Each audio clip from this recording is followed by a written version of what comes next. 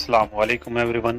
Scheme of studies class 10th subject English और तमाम boards BISC board of intermediate and secondary education उसका जो annual paper होता है उसको हम आज उसकी स्कीम ऑफ स्टडी डिस्कस करेंगे विद एग्जांपल्स। आपको हर क्वेश्चन के साथ साथ उसकी एग्जांपल भी मिलेगी और ये एग्जांपल्स प्रीवियस पेपर्स में से ली गई हैं, तो आप इनको अच्छे से देखिएगा।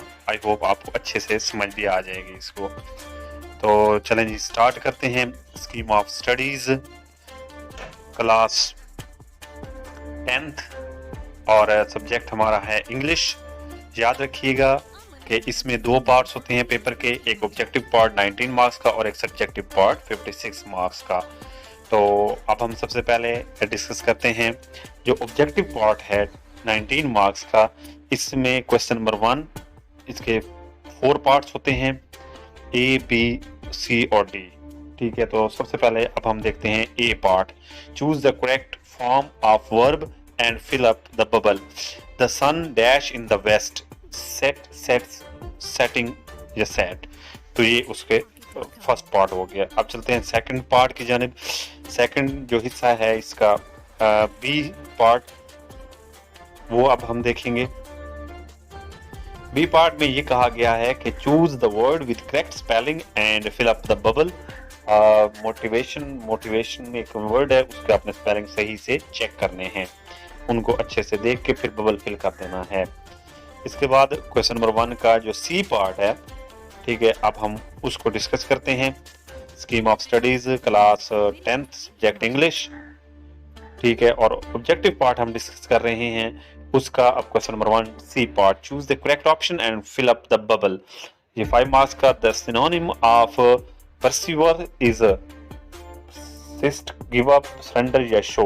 तो इस तरह ये 4 ऑप्शंस हैं इसके, इसमें से एक ऑप्शन आपने सेलेक्ट करके उसको बबल फिल करना होता है। इसी तरह जो अगला पार्ट है, लास्ट पार्ट क्वेश्चन नंबर 1 का ऑब्जेक्टिव पार्ट का, D, choose the correct option according to the grammar and fill up the bubble. तो अब ये देखें, इसकी एग्जांपल देखते हैं। Ruthless is a slash an noun. तो ये आपने उसमें बताना है कि कौन सा नाउन है। उसके बाद scheme of studies class 10th 56 marks और ये जो है question number 2, answer any 5 of the following questions. What should your first aid kit consist of. कौन सी किट होनी चाहिए इसमें, ठीक है। तो अब इसको हम देखेंगे, ये टेक्स्ट बुक में से होता है। अब हम चलते हैं क्वेश्चन नंबर 3 की जानिब। ट्रांसलेट इनटू उर्दू या rewrite into simple English from English. Only 1 paragraph इसमें आपको दिया जाएगा, उसी की आपने या तो उर्दू लिखनी होती है।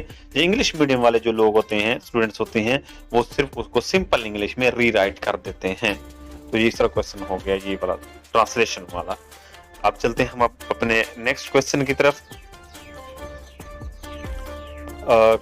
सब्जेक्टिव पार्ट 56 मार्क्स, ठीक है, और question number 4, write down the summary of the point. इसमें मोस्टली स्टूडेंट्स समरी ही लिखते हैं, जैसे आपने 9th में लिखी थी समरी, इसी तरह इस सवाल में भी समरी। ट्राई अगेन, आप इसकी समरी लिखेंगे या फ्रेजेस लिखेंगे सिंपल इंग्लिश में। तो इस तरह ये क्वेश्चन नंबर 4 आपका सॉल्व हो जाएगा, समरी आपने लिखनी होती है। अब चलते हैं क्वेश्चन नंबर 5 की तरफ। Subjective part question number 5, right an essay of 150 to 200 words. आपने एक ऐसे लिखना होता है, आपको 3 टॉपिक्स दिए जाते हैं, जैसे मिसाल के तौर पर कायदे आजम मोहम्मद अली जिन्ना। तो अब आपने इसमें 150 से 200 वर्ड्स का जो है एक ऐसे लिखना है, ठीक है। इस तरह आपको 3 टॉपिक्स दिए जाएंगे, लाइब्रेरीज, माई स्कूल या कुछ और भी, एन एक्सीडेंट, कुछ भी हो सकता है। तो वो आपने उनको 150 to 200 वर्ड्स का लिखना होता है। अब चलते हैं question number 6, change any 5 of the following sentences into indirect form.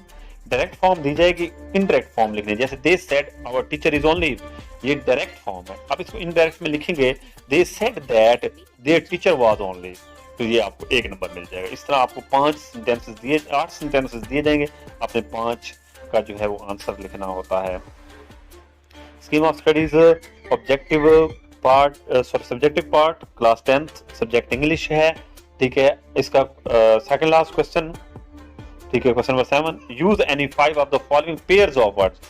Pair of words आपको दिए जाएंगे, ठीक है, उनको आपने अपने सेंटेंसेस में यूज करना है ताकि उनके मीनिंग्स में जो डिफरेंस है वो क्लियर हो जाए। एडवाइस, एडवाइस, फेयर, फेयर, इस तरह ये आपको क्वेश्चन नंबर जो है 7 8 होंगे, इसमें से आपने 5 करने होते हैं।